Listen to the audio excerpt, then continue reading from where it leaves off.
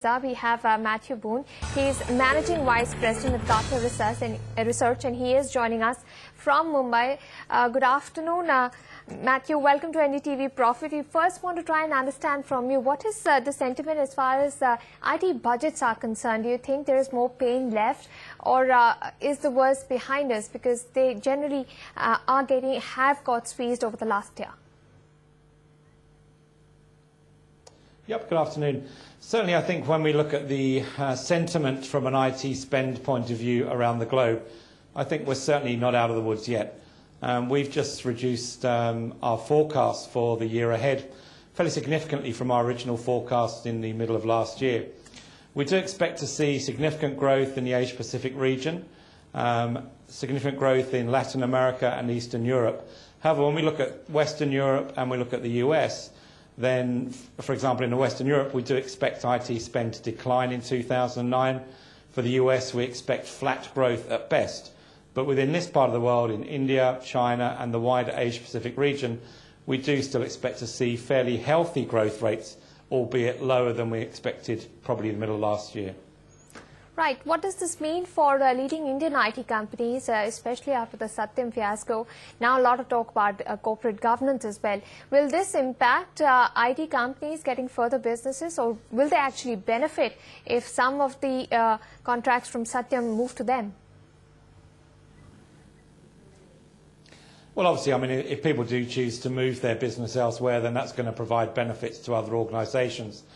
I think right now what I guess we're urging, I think, degrees of caution in relation to this, to make sure that organisations look at what governance levels are being put in place, both by the organisation and by the government, to make sure that they're taking very much a wait-and-see approach to see what the impact is to their own organisation before making any rash decisions. And we certainly do not expect to see, I think, wider fallout in terms of the willingness of organisations to invest in IT service providers from the Indian marketplace. I see this very much as a one-off, where I think there will be a lot of lessons learnt, which could, in a sense, really lead to, I think, stronger levels of governance, stronger levels of business sort of sentiment in terms of IT service providers. Right. What do you think is going to be the scenario for pricing going ahead? Because you are anticipating a slight slowdown in the budget itself. What can companies look forward to? Do you see their bottom lines getting affected if pricing does come under pressure? Yeah, I think certainly when we find ourselves in, I guess, a more pressured IT spend environment, i.e. when organisations are looking much more closely at what they're going to invest in, then that leads to much greater levels of competitiveness between the IT providers. So we are certainly seeing pricing under pressure. We're seeing much higher levels of discounting across many geographies.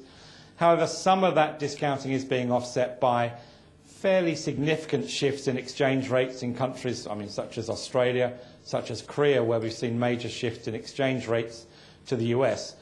So I think bottom line is that certainly pricing levels for organisations is going to come under increased pressure, and flow-on effects from that, clearly where we see the pressure from price, we see the declines in revenue. That could therefore have a flow-on effect to reduce levels of R&D by some of the major IT vendors who base their R&D as a percentage of their overall revenue. All right,